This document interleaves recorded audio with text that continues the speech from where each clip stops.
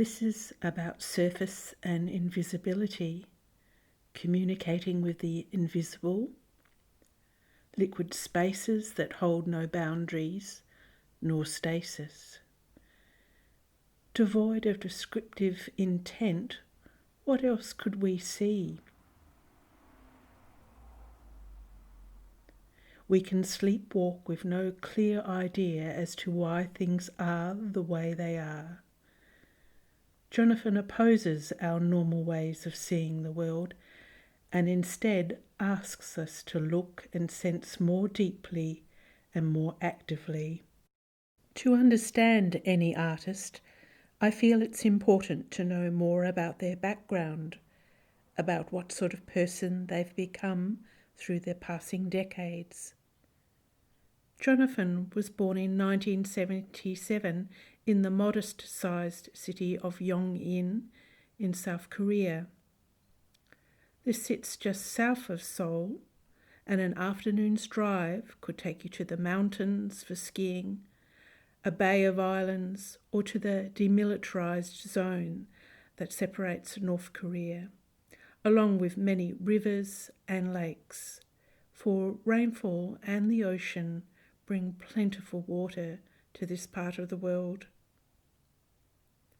One of his earlier photographs is a baby photo, and there are only a few. Jonathon is the second child, and it appears he was very unwell as a baby. It is perhaps a caution under those circumstances not to take many photographs, for there was a danger that his life would not be long. Perhaps some innate sense of purpose or willingness to progress formed in this during these times in this young child. As part of the required military training and service that so many countries have, Jonathon spent time learning the mapping of spaces and refining the measurements and calculations that would be required to do so. But we'll return to those ideas later. Jonathon has studied for many years now, but his earliest forays were in China, in Shanghai, earning a Bachelor of International Trade and Economy. He continued these studies while also running a restaurant with his wife Felicia in Shanghai. She too had travelled to Shanghai from South Korea without knowing many others, and fortunately they met studying business together and have been together ever since. Their travels to Europe had a profound effect on him and forced a change to visual art studies for him. Jonathon has only been studying art since 2015. His first exhibition was in 2017. The next year he was involved in 9 exhibitions, and now this year of 2020 has seen so many more shifts and opportunities committed to, despite the coronavirus's impact. There is something remarkable in his approach, in his quiet courage and in his ability to share with groups of people complex ideas. When I think of international trade and economic studies of his previous years, it seems to be about finding room for currency and the actual ability to exchange. Together with the associations imbued in studying spaces, I believe all the things that Jonathon has previously done have now armed him to be a formidable artist. I hope I'll be able to highlight his quiet courage, abundant curiosity, as well as the alignment to these skills-based principles he has gained in previous years. We must remember he wasn't expected to survive as a baby, and he has travelled to many countries, and he has importantly lived in many countries, and he also enjoys socialising. When you ask him, though, his love of landscape and concern for people within those various places is paramount, and of the greatest interest to him. This suggests he thinks well beyond himself and wishes to be of service to others. It is a world of convenience that accompanies photography at present, but few are graced with the natural flair for art photography. As previously mentioned, Jonathon has travelled to many countries. He has carefully documented aspects of the streets he has walked, where visual information has waved a flag to him, but perhaps not to others. There are a wide range of genres seen in his photography, and as a well-known Australian photographer once told me, it requires courage and intention to turn the fancy automatic digital cameras to the black and white mode. Like Robert Frank's The Americans, Jonathon has documented people in their everyday life without intrusive priorities alerting or indeed upsetting his subjects. We see them in all their moods, with head in hand, or just delighting in being in the company of their city. As the years progressed, his photographs became more specific and focus in on his area of instinctive research. He catalogues baskets of market goods in their groupings, or stacks of industrial materials in their new orderings. This is where we can see his interest in the Korean principle of gonggang seong, or spatiality. He is looking at the essential nature of materials and how those same materials relate to environmental factors. Do they cling to their surroundings in some sort of dependent glue? Or are they made in some way improved because of their environment? Are the materials standing out for the wrong reasons in their environment? Are they creating and enticing, or perhaps disturbing, the characteristic atmosphere in their environment? Are they inducing some sort of call to action? Remember, we're talking of the power of objects to elicit these sensorial responses in people. It is the true factors of those materials that are of interest to Jonathon, for the materials or art mediums create meaning only with its surroundings. He wishes to provide an encounter with those materials, a sort of spatial experience. Let us look at his busyness at art school now. For those momentums that directed Jonathon into the study of knowledge that the senses can bring. Please note the playfulness that often accompanies art school training, but within these images, please also remember his previous experiences in the army, as a restaurant owner and cook, and as a trade researcher. If he is to be labelled an emerging artist, I would prefer it was rethought of as an artist after much, much preparation. A collection of rubber bands has been purchased and a series of sculptural pieces have been brought to life. First, they are sorted, grouped and played with within their own rubber band world. Then Jonathon gives them a new environment. They become a meal. There must have been endless noodle dishes cooked in the wok in his restaurant. It is nothing new to see multicoloured shapes before him on a disc. Finally, they are bundled and grouped once again, having become art pieces with extra surety. Photography is not his only tool to gain preparatory awareness prior to the production of any resolved artworks, for drawing pencils also flow easily in his hands. Domestic scenes, daily life, and studies of everyday objects are drawn with the playful use of bold colours and abstracted shapes. Abstraction is one of the stylistic features of his current work, perhaps because we can see the essential spaces, forms, and materials so clearly in minimal works. Jonathon and I have talked about ornate cathedrals with their often overly detailed architectural features that abounded in earlier centuries in particular.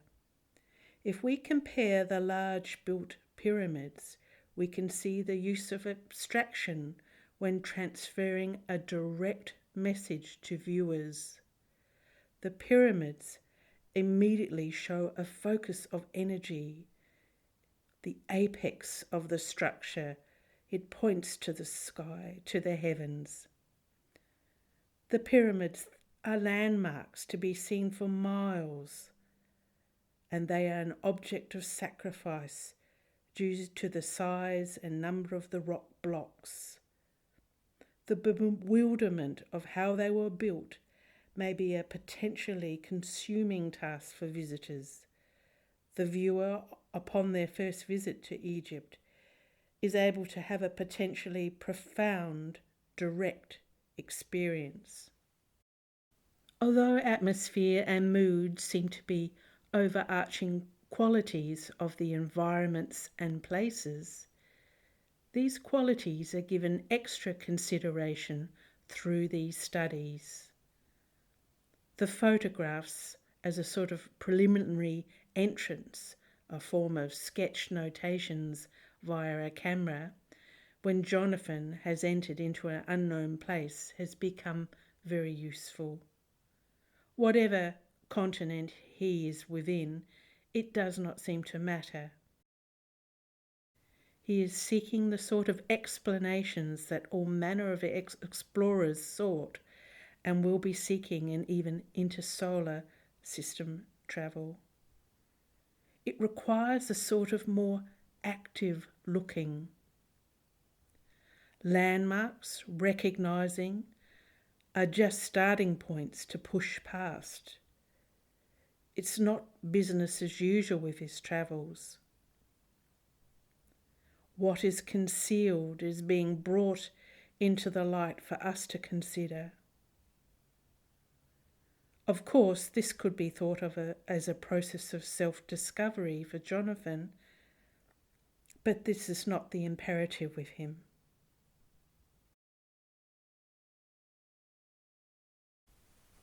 A patch of raw canvas sits atop a white surface that has been painted onto the canvas stretcher.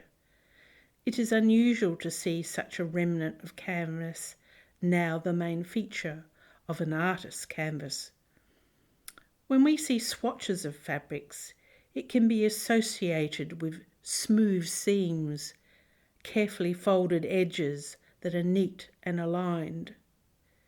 These instead have frayed edges and may be slightly tilted to any edge alignment with the underlying stretched canvas. He has risked ugliness in efforts to forward theoretical ideas that the viewer can think about. The simple and the complex are thus now together. The invisible has been brought to our attention. There is the acknowledgement that visibility does not necessarily reveal clarity. Like a spotted rash that is linked back to some inward contamination by a pathogen, we must not take the surface as being the end of the search for damage. There may be other things happening.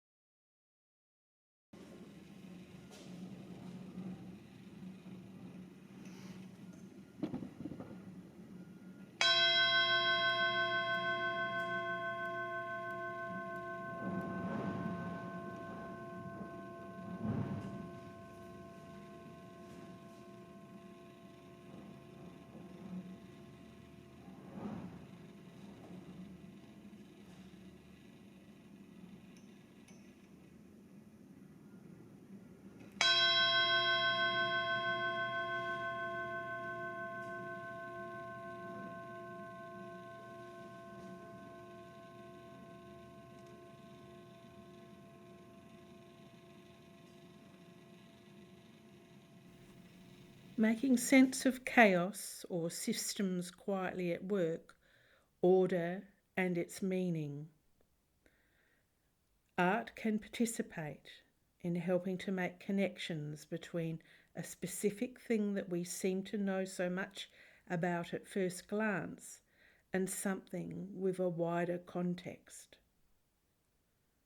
These are not just simplistic ideas about experience, which can be a trap for art photographers, for there has been a more rigorous phenomenological consideration of experience. These studies as art help us to perceive more and extend our capabilities to a different sort of imaginative experience.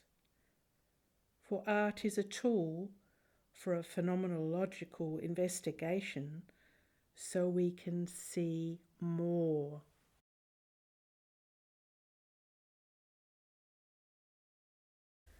Epistemology is the term used to describe a way of using art to explore beyond the art and beyond the visible itself, and to use the art to be taken to the wider world so that knowledge and hopefully understanding can be claimed by the audience. In conclusion, I will quote some of Jonathon's own thoughts.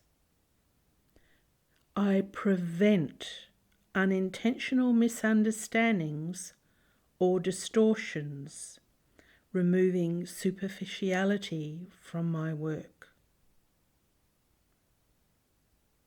Also, I leave a field for others.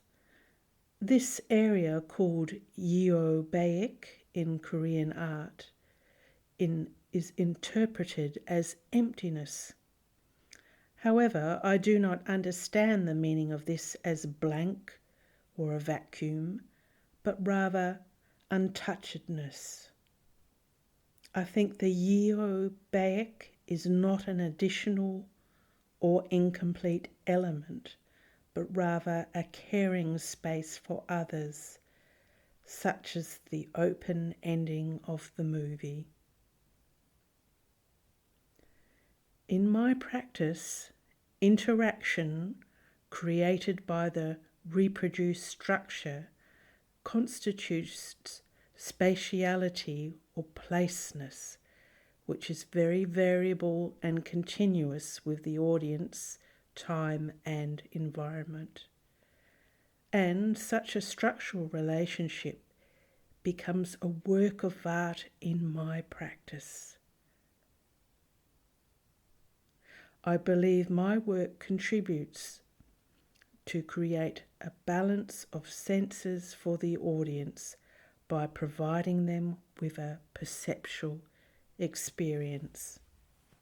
As you yourself explore new places and spaces, you may see unusual relationships between objects and their surroundings. Perhaps new ideas about what materials you see may visit you at perhaps a garage sale or within the patterns of debris washed up on a shoreline, in a grouping that emerges from a handbag, or perhaps the surroundings of a caravan within a caravan park. Any playful or topsy-turvy relationship can be noted. Perhaps it may lead to thoughts that our own lives may replicate these sort of assorted objects. They may be symbols of deeper humanistic movements. If so, send kind thoughts to Jonathon, telepathically, with the assumption that we're all connected, and for he would be delighted to know of your insights and findings.